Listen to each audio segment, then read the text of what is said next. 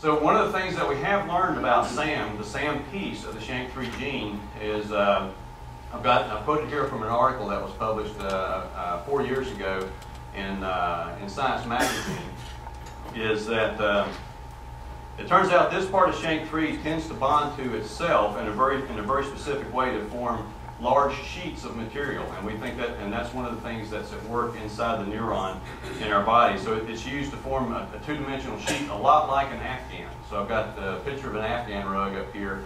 On the bottom right, the helix, the blue and yellow helixes that you can see there are clumps of SAM that actually attach to each other and form their own helical structure. And so what happens is this SAM is on one end of the SHANK3 gene, and those SAMs stick to each other to make a sheet. And so that's a big part of the structure inside the neurons in your body. And so there's actually then a picture, that's a cartoon there in the lower right. Above that cartoon, there's actually a picture there of a sheet of SAM3 that's been isolated from a neuron. And so they've gone through with various chemical techniques and scrubbed everything else off of the SAM so that all you can see there is the SAM sheet. And that's actually a piece that's a structural piece inside the neurons in your body that we'll talk a little bit more about. SHANK3 in concept is not only that SAM piece, but there's actually 5 paragraphs in that article in the encyclopedia, of which SAM is one. The 5 paragraphs are something called anchor and repeats that start out the SHANK3 gene. Then you've got this SH3 piece in the middle that's used to attach other pieces, and then a PDZ and a proline-rich piece and the SAM. Those 5 pieces put together make a tubophore. Okay, so that's the way I want you to think about SHANK3 as being a tubophore. So now we're going to go into what the tubophores are used for inside the body. Is that it's really difficult, probably impossible, to fix our kids at the genetic level. You know, to fix the problems that they're dealing with. And so it'd be really tough to go inside every cell of their body, and even if we had the technology, it'd be very difficult to get inside every cell of our kid's body and put that SHANK3 gene back in such a way that it could be made useful. However, once you go up past that gene point, you've got all these processes here to deal with that I'm going to talk about that provide opportunities to intervene to make up for the one missing copy of SHANK3. And so this is where a lot of the research in the future is going to be focused. To get from the SHANK3 gene, which is just that article sitting in an encyclopedia inside the nucleus, to get from that to the actual SHANK3 protein that gets used inside the neurons of our kids' bodies, you have this 4-step process that happens. The first thing that happens is you got a book sitting on the shelf there, and the chromosomes never ever leave the nucleus of the body. So somehow you've got to get that information out of the nucleus of the cell and out into the cell where it can be used to make a protein. So we have this thing that I refer to as the librarian. The first thing that happens, since it's an encyclopedia sitting on a shelf, and if you ever remember from college, you can't go in and check out a copy of an encyclopedia because it's on the reference shelf. The best you can do is make a copy of the article. So that's exactly what happens inside your cell. Is we have this thing called the DNA polymerase that goes in, opens up the chromosome when it gets a signal that I need to make a SHANK3 protein. It goes in, opens up the chromosome, and it looks like a little Pac-Man going up the chromosome. It goes baka, baka, baka, baka, and it generates a copy of the SHANK3 gene. And so that SHANK3 gene, what we call an mRNA, then there's a section of it that's copied. And it actually gets shoved out what I call a mail slot. The technical term for it is a nuclear pore. It gets shoved out of this mail slot in the nucleus wall and out into the cytoplasm of your cell. So now you've got a copy of the SHANK3 gene has been made and shoved out the mail slot. So now somebody has to come pick that up and do something with it. And that is this ribosome that you see down in the lower right-hand corner here is the thing that takes that copy of the article and makes the SHANK3 gene using that information. And so what the ribosome does is it takes that genetic information and it strings together that chain of amino acids that forms the backbone of the SHANK3 gene. So the last step in this procedure is number 4 there.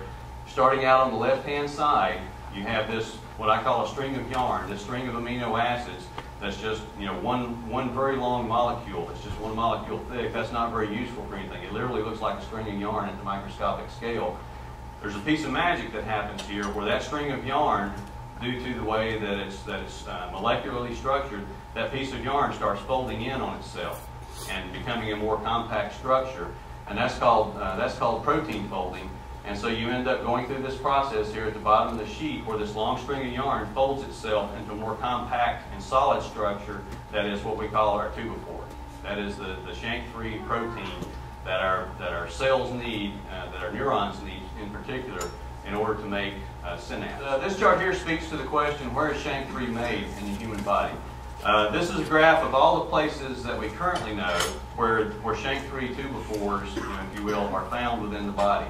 And so if you go across that plot, you'll see that the areas that it shows here are, and the vertical scale is basically concentration of shank-free in those tissues. And so the ones that have the largest concentration up there are actually the spleen is one of the highest concentrations. The brain, which is no big surprise given that we know what we know about shank-free's role in the neural system.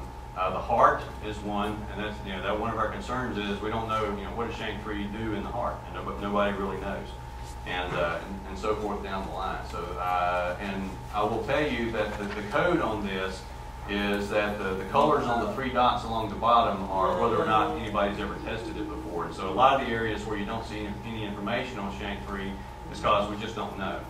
That nobody's ever actually gone and looked at that tissue and sequenced it for shank-free proteins to see whether or not there's shank-free protein in that particular tissue. So the ones that have visible bars here are the ones that have been tested and that we know about. To build on this metaphor where shank-free is a tubophore, what do carpenters do with a tubophore when they build a house? Well, everybody knows that you build the frame of the house with tubophores, but it does a lot more than that.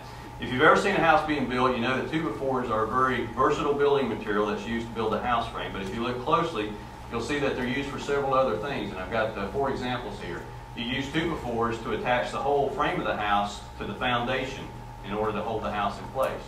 You also use tubophores to attach them to each other. You use tubophore to hold the plumbing in place in your house. If you go open up the wall, you'll see that the plumbing is actually run through the tubophores, and it keeps the plumbing from moving around and breaking and so forth. So it stabilizes the plumbing, and also it holds the electrical outlets in place. So we think the tubophore is just being a piece of wood, but a tubophore has lots of different jobs in the frame of the house. In a very similar manner, if you look at the postsynaptic density in the neurons of your body, it does very similar things. The chart on the bottom shows. The chart on the bottom shows several copies of shank-free down inside of postsynaptic density and doing many different things, just like a tubophore is used to do many different things inside the cell. One part of shank-free bonds to another protein that you'll see in that graph there called Homer, which is used to attach shank-free to the actin cytoskeleton of a neuron. And so just like tubophores are used to attach the frame of the house to the foundation, shank-frees do that same thing to ground to the skeleton inside the neuron, essentially the concrete foundation there. Another part of shank-free bonds to a protein called GCAP, GKAP, which plays a central role in the chemistry of ion channels, which are used to turn things on and off inside the neuron. Another part of shank-free bonds to the electrical elements in the postsynaptic density, and we've already talked about the SAM part where they bond to each other to form larger structures. Let's pull up a level and look at the synapse inside the PSD. We'll pull up a level and look at the synapse in general. So this is up one scale of magnification from that previous chart. This is what this is the postsynaptic density. That is what we think of as the house. The synapse is a key element in your nervous system. That is, the synapse is actually defined as the combination of that presynaptic density, the bulb there, if you will, the gap in between them, and the postsynaptic density where the shank-free is found. It's a key element of your nervous system, and the chemical, physical, and electrical activity in that area govern how you learn, think, and react to the world around you. There's dozens of proteins at work down inside that area, both the pre and the post part, and literally hundreds of chemical and electrical reactions going on there, all the time. At this microscopic level, even if you go, once you read into the literature and you see how things are working in that area, it gets very difficult to tell the difference actually between electricity, chemistry, and geometry even. The way things react chemically is very dependent on the way they're geometrically shaped. Chemistry is used to open things and close things in order to let electrons flow, which allows the electrical impulses to move throughout your nervous system. And to give you an idea of the complexity of scale here, you have about 100 trillion of these connections in your body. So in the case of our kids have 100 trillion of these things where they don't have enough shank 3 down in that postsynaptic density to build everything the way it's supposed to be built in order to make all the reactions work the way they're supposed to react. And so they have 100 trillion issues going on inside the postsynaptic densities of their body. So now we'll talk about what happens with our kids when they don't have enough tubophores in the postsynaptic density. Now, here's some pictures of what can go wrong in a house if you don't have enough tubophores, or if you have the wrong kind of tubophores, or you don't use them properly. And our kids are probably dealing with these kinds of issues in their postsynaptic densities. Whether it's difficulty learning language, whether it's loss of skills that some of our kids have had. We just don't know what the physical effect of missing one copy of that postsynaptic density is, and that's very much a field of current research. Now we'll zoom up one more level from that postsynaptic density level and talk about this is what a neuron looks like. It's basically, if you look at the scale here, the neuron's about the size of the human hair. Some of them are very long, up to 1 meter long inside our body, and very, very thin. If the postsynaptic density is a house, keeping with that metaphor, the neuron is a big neighborhood.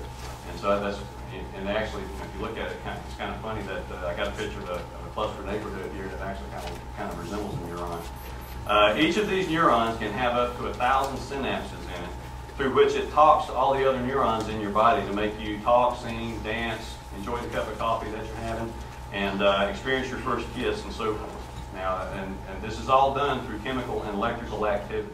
Shank 3 in the postsynaptic density. So to close this discussion, each of the hundreds of postsynaptic densities in one given neuron has hundreds of copies of shank 3 protein that's used to form the framework, all made from the master template that's contained in the 2 shank 3 gene copies in that neuron's nucleus. The house frame you see on the right is a metaphor for a properly built postsynaptic density. The big question for us is, what does this frame look like in our kids? What's broken inside those postsynaptic densities due to the fact that our kids are missing a copy of shank 3? It's logical that since our kids are missing one copy of the gene, they might be missing some tubophores, but we really don't know if that's true yet. That's one of the big questions that's out there. Here's 4 big questions for us. What has all this got to do with us and our kids? Number 1, we don't know why it matters if we have 2 copies or not, but we are learning that the dosage of shank 3 has a dramatic effect on how the synapses are formed and how they respond to stimulation, which is a key step in the very human process of learning. Number 2, we don't know if any of the genes in any of the other genes in the 22q13 area make a difference in our kids, but we are learning what many of these genes do in the body, and there are researchers who are growing neurons with many of the same gene mixes that our kids have to try and figure that out. We don't know why, or really even if, missing a copy of the shank 3 gene is what makes it difficult for our kids to talk, but we're learning how shank 3 dosage affects the learning process down at the very low neuron level. Talking will take a long time to unravel because, in general terms, we don't really understand at the neural level how this advanced communication system even works. So our kids could eventually be a key to understanding human speech, just like they're currently a key to understanding autism.